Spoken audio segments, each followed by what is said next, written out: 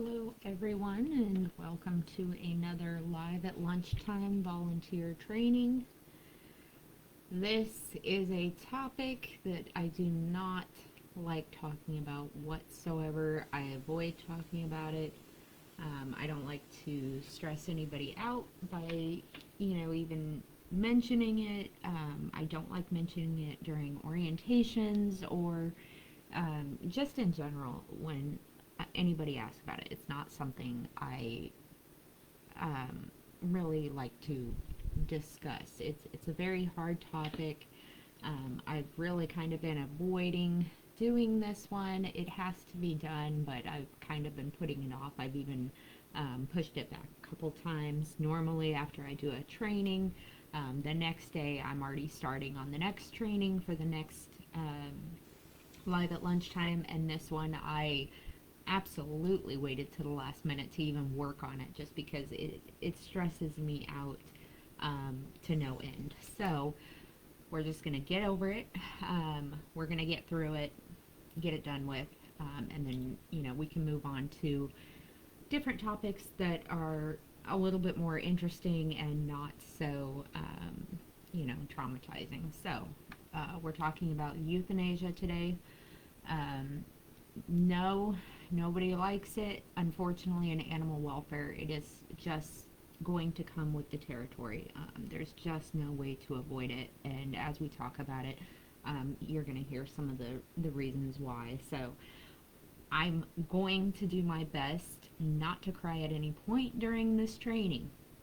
However, if I sound like my voice is cracking, you kind of know why. So we're going to just get through this. So according to Oxford Languages, the definition of euthanasia is the painless killing of a person or animal suffering from an incurable and painful disease or an irreversible coma. Now, obviously, when it comes to animals, we're not going to have animals in a coma, obviously.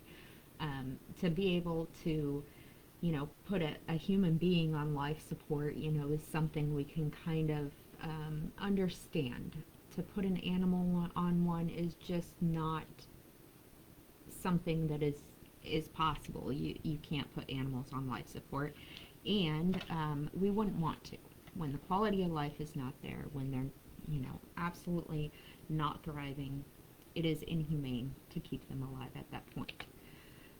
So in order for any of the staff members to become a certified euthanasia technician, there are certain requirements. So in a shelter setting, I'm going to talk about that specifically. I'm not going to talk about veterinary care or anything like that. But in the shelter setting, in order to euthanize an animal, you have to be certified. It is the law.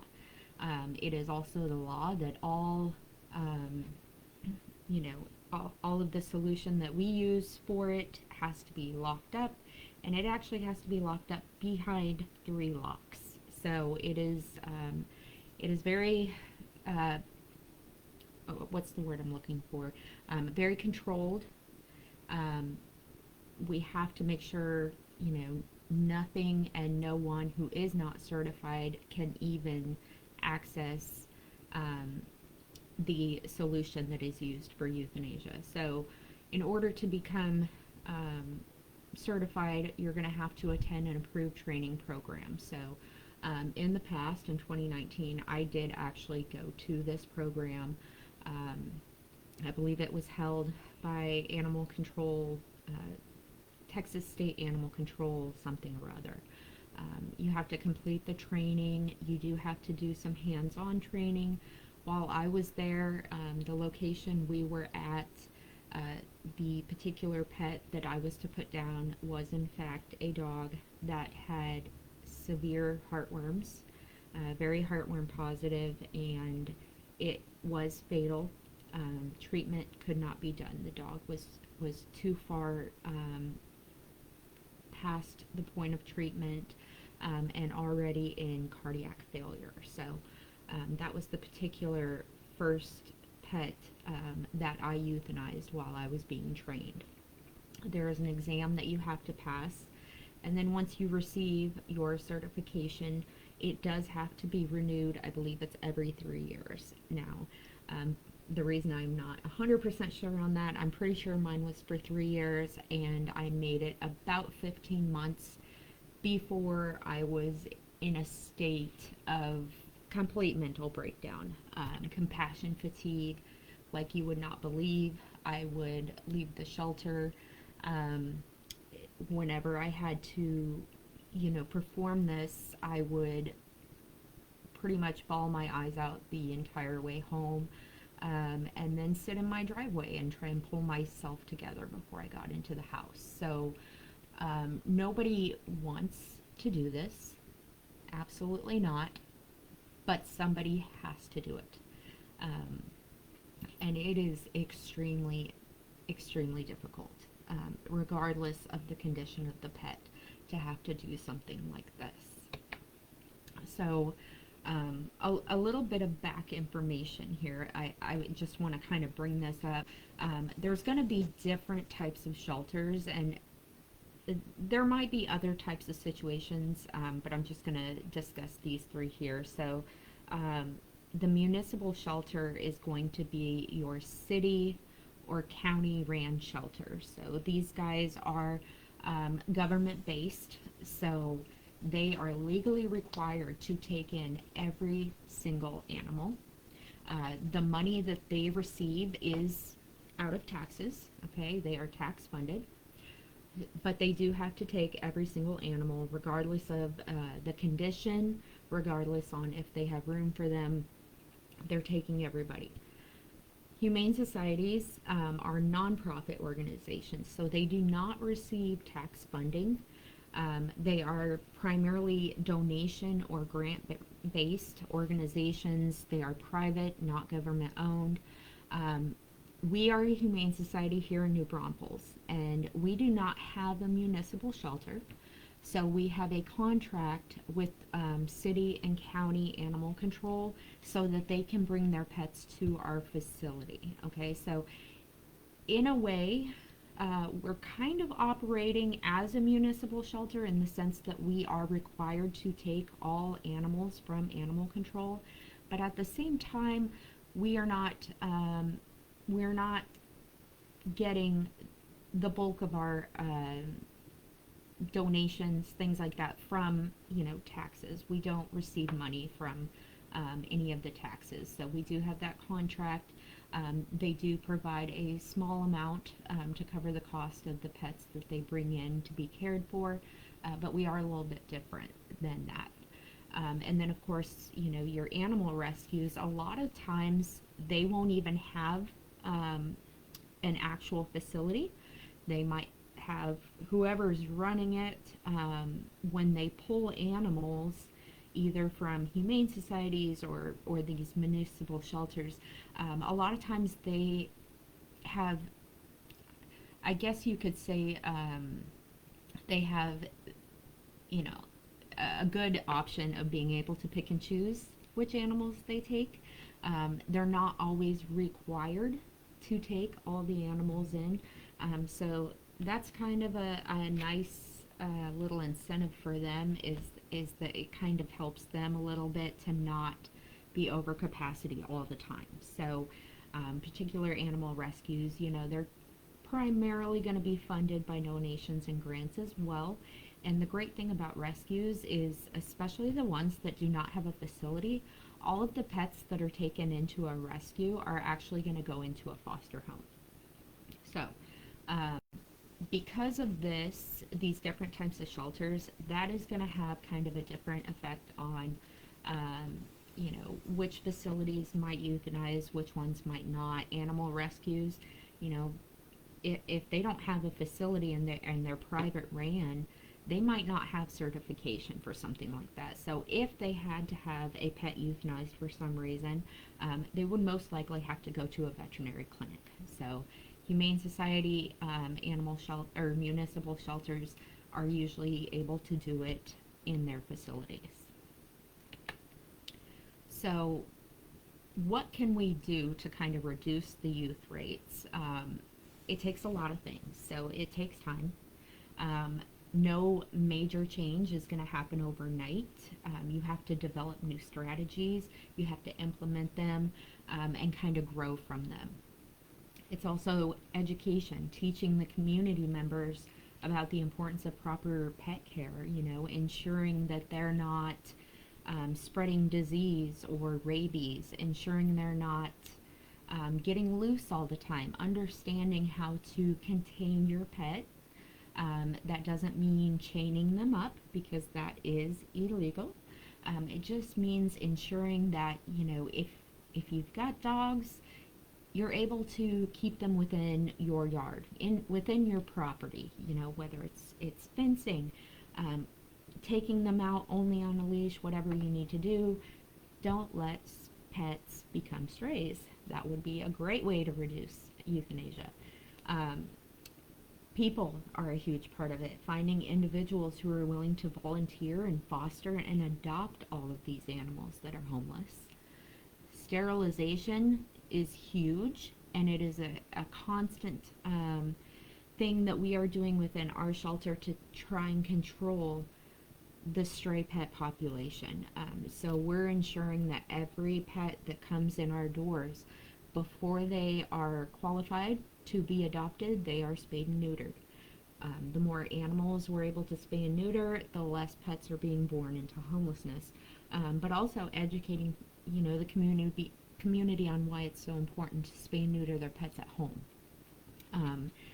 One thing that kind of I think about oftentimes when I see, people having puppies or kittens within their home is, now we've kind of brought in a handful of pets that are cute and probably going to find a home, but we've kind of taken away a handful of homes for the pets that are already alive, already in need of a home.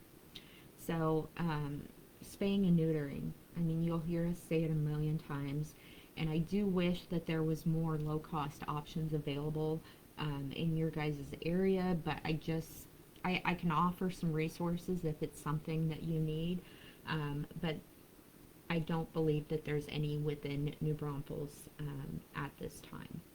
And then, of course, it takes money. Being able to fund spay and neuter procedures, being able to vaccinate all these pets, and then also being able to actually afford the veterinary medical care that's required on some of these really sick or injured ones that are coming in. So it takes a lot. It's not a simple thing of there's only one problem that contributes toward euthanasia and it can easily be fixed and we can make it go away. It's not that simple, unfortunately. And again, it's a topic that we don't like. We don't want to talk about. It's too painful to really have the conversation about it. So it's, I think, more easy for some folks to just, blame it on one singular thing rather than looking at it as a whole. And of course, this training is not to promote euthanizing or, brand it as something that's wonderful, because it certainly isn't. I just want to make sure that you guys, especially being involved in animal welfare now, whether you're a foster or a volunteer or simply just, you've rescued a lot of shelter pets, it's important to kind of have a lot of facts and understand why this is even a part of it. So moving on, a question that we get asked probably 20 times a day or more: is HSMBA a no-kill shelter? Yes, kind of. So bestfriends.org defines no-kill as a shelter that's operating at or above 90% live outcome. So that means 90% of all the animals that come into the specific facility will leave, whether it is adopted or even transferred to a rescue, or whatever the case is, they are alive and well when they leave the shelter. So it kind of makes a gray area when people hear about no kill, um, because we are also not a no kill, because there's just no such thing as a no kill. The definition of no kill in animal welfare is that 90% or more live outcome rate, because you cannot take in all of the strays and not have a sick one, um, or not have a severely injured one, or an old one that passes away 6 hours after arriving. It just doesn't exist. Okay, so that's kind of where no kill. It's just, it's not really a thing, and I think that people just don't know much about it to really understand that. And I hate to use the word kill. I wish they wouldn't use that, um, because it kind of makes it sound even more disgusting. But the fact of the matter is, when you're dealing with a population of pets that has not been cared for properly, you can't save them all. You you just can't. So reasons why, and again, I'm speaking for us. I can't tell you about other shelters. I can only kind of speak from experience with the Humane Society here in New Braunfels. But some of the reasons, the primary reasons for euthanizing: no chance of recovering from illness or disease. So not uncommon to have, especially cats, come in with panleukopenia. It's kind of like a parvo distemper combination, but in cats. And they come in, and when you can see that a cat has it on intake, it's not going to make it. The hard part about that, with the illness and the disease, and also the ones that have no chance of recovering from a specific injury, usually those ones are ones that were struck by vehicles, or someone has decided to shoot at them. These particular pets, it is kind of the law with animal control. When they bring in a pet, anytime a stray comes in, they have to be on a stray hold. So yes, depending on how severe the condition is, sometimes we can get approval to go ahead and end that suffering, especially when it's inevitable. God forbid you have to have a stray hold. Maybe it's a really old pet, or one that didn't seem that sick or that hurt. Sometimes they don't make it past the stray hold. We've had many old dogs. I remember one specifically when I was helping in stray dog room, and this was years ago, but it was a very old dog. It was blind, it was deaf, it could barely move. It came in. Yeah, we knew it was old. We made it comfortable, lots of bedding, food, water, wet food, because it had most of its teeth missing. It was that old. And the next morning when I came in to tend to the kennels, unfortunately it had passed in the night. So,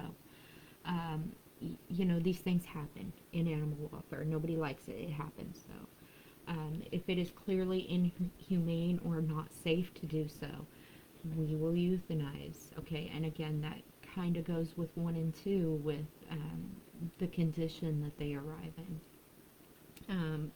In cases of irremediable canine aggression, that means ones where there is just no chance of us being able to, train it out of them, or find resources to train it. I mean, these are kind of worst of the worst that come in, and we don't see this very often, but it happens.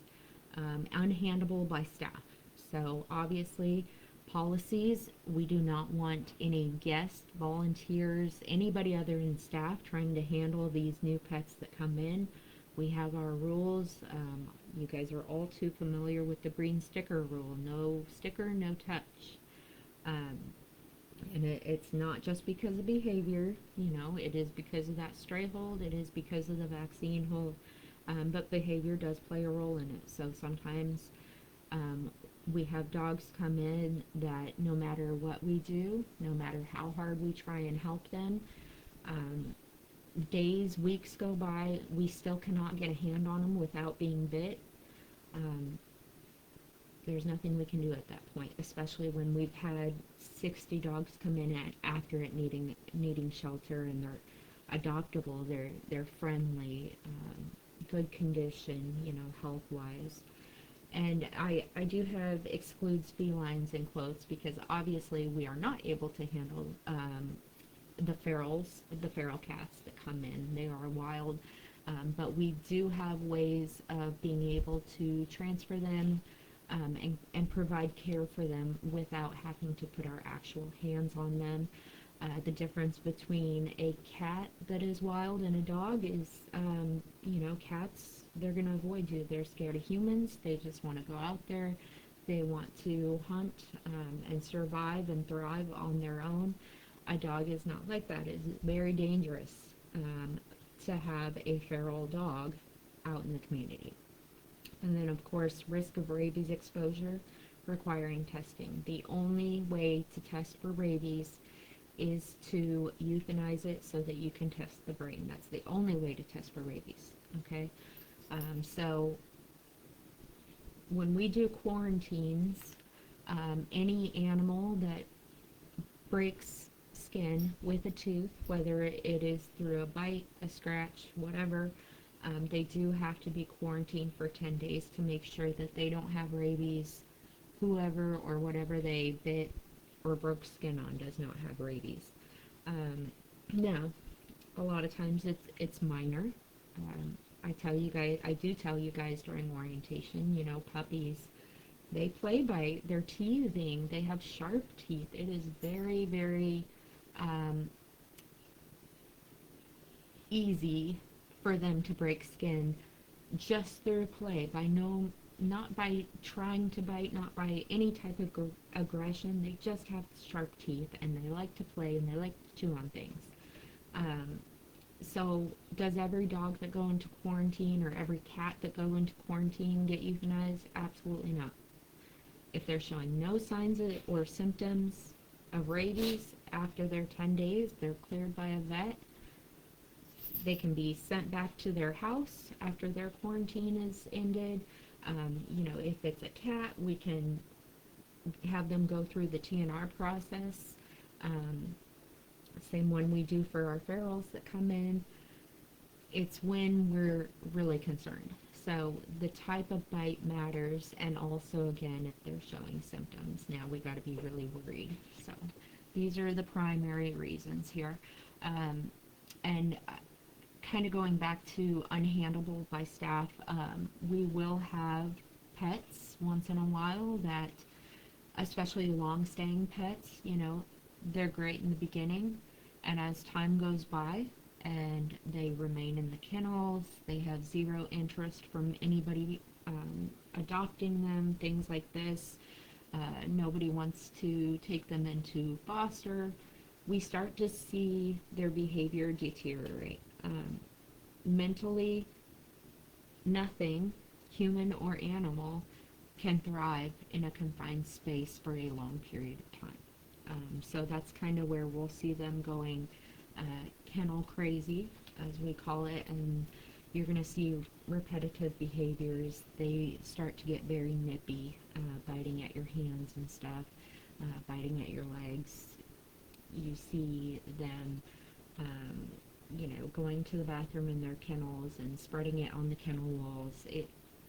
There's very clear signs to it, and once they kind of get to that point, it's pretty much impossible to get them back from it. So those are the cases where you kind of see, well, you've had this dog for a couple of months, he was fine in the beginning, what happened, why was he euthanized? Well, that's probably why, because they cannot last forever in a kennel. And especially once they've hit that point, even before it's inhumane to make an animal live in confinement for no other reason than the person who was supposed to be responsible for them failed. So we can't control who adopts them. We can't control how adoptable they are. We do our best every single day with marketing and pictures. I mean, you guys help out with this constantly. We do our absolute best. We reach out to rescues. We beg for fosters. We give our animals away for free after putting hundreds of dollars of vet care into them for spay and neuter surgery, vaccines, and wellness. But for whatever reason, sometimes there's just a pet that nobody seems to have an interest in. And that's kind of just the reality of the bad times. So I went through the last several years and kind of put together some data. And I do want to say my numbers might be slightly off here. The report that I pulled, I don't pull reports like this ever.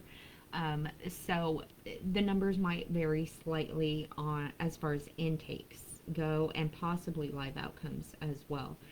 For intakes, I don't believe that this included pets that are returned as well after being adopted, things like that. So the numbers kind of vary, but the point is this is a pretty good comparison of what you're kind of seeing here. So I went back as far as 2018. I was going to go back as far as 2020, and I don't like the year 2020 because it wasn't very accurate information.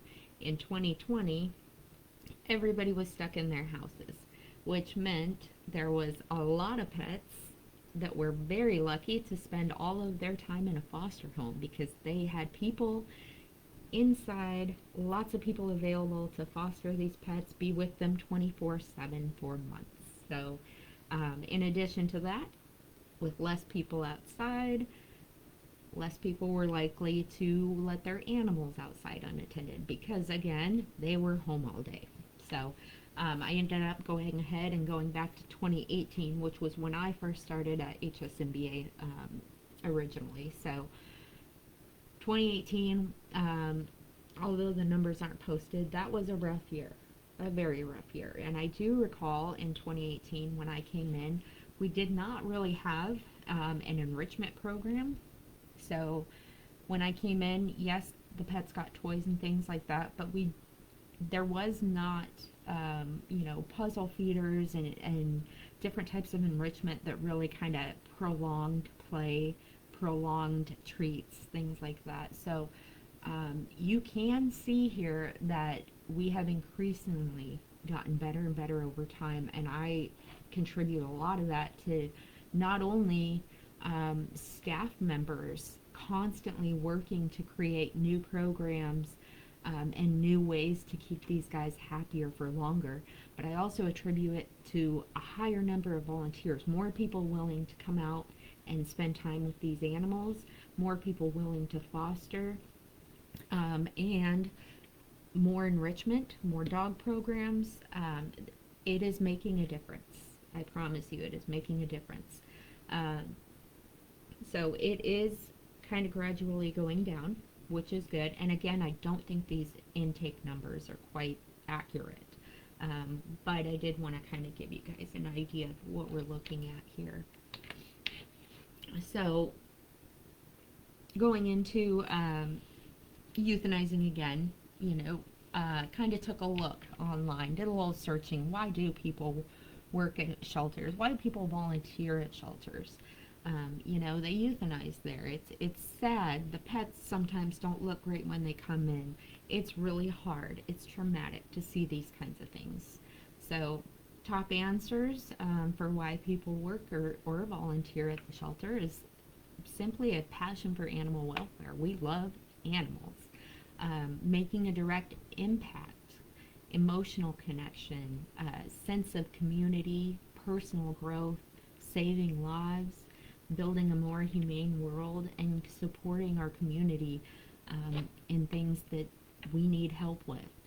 Not one answer that I looked for anywhere online did it say that people go to work at a shelter because they enjoy euthanasia. Nobody likes it. It is the absolute worst part of the job. When you're a staff member going in to work at an animal welfare facility, that is the last thing that you even consider being part of the job. You're not thinking about that at all. You're looking at all the animals. You're excited. You're motivated. You want to help them. Do anything you can to enrich these guys and get them into a home where they're going to have a better life. So when the time comes that euthanizing comes up, and it could be daily, depending on what the day holds, it is hard. And I try very hard to protect you guys from having to think about it or be involved in it in any way. So at our particular shelter, when a decision is made on a pet, it comes after a long discussion between a lot of staff members, sometimes all staff members. Just the idea of having the discussion about it will ruin everyone's day. It is traumatic. It's an extremely difficult decision to make, but we have to think about quality of life, and we have to remind ourselves that it's not our fault. So because of the trauma that we experienced behind it, I do have a certain zero tolerance policy that I have implemented. These are things that I will not tolerate whatsoever when it comes to euthanizing, because I promise you that when you get upset about a pet that had to be put down, the staff is taking it worse. Okay? So I will not tolerate anybody contacting a staff member on their personal phone or through social media to discuss it. When it's done, it's done. We don't want to talk about it. We can't talk about it, and we're having a hard time processing it. We need time to ourselves to deal with whatever we're feeling. Nobody would enjoy going home at the end of a horrible day, and then as they're trying to decompress and kind of shut it out of their mind, to get harassed. Okay? So I can't tolerate it, and I ask that you guys have compassion when these things do happen. Another thing, cornering staff members out of anger regarding a pet that was euthanized. Again, it is not a singular decision. There is not one singular person making these choices. We are looking at the care of the pet. We are looking at the overall picture. Okay? A lot of conversations are going on behind the scenes, and it is very difficult when we're approached in person and blamed or yelled at for something that happened. Nobody wants to work in an environment where they see their coworkers breaking down, trying to do their job, after the fact, whether it's cleaning up after pets at their desk, whatever, crying. Or you can only imagine how many times within the shelter where someone has gone into the restroom and heard someone crying in one of the stalls. That is almost, that happens way too often, and that's really unfortunate. And then also harsh or vulgar comments about staff, whether it's in person or on social media. You don't understand how difficult it is. We're not monsters. We're not killers. We're simply the ones that have to suffer because of too many people in the community not having enough compassion or responsibility to care for their pets. So we're not euthanizing because a dog's been there for a week and nobody claimed it. We're euthanizing because of the previous reasons that I shared in the beginning. So I ask that when you guys come in, when you see that the staff is having a really hard time, you can probably just take a guess that something happened that was not ideal and we're hurting.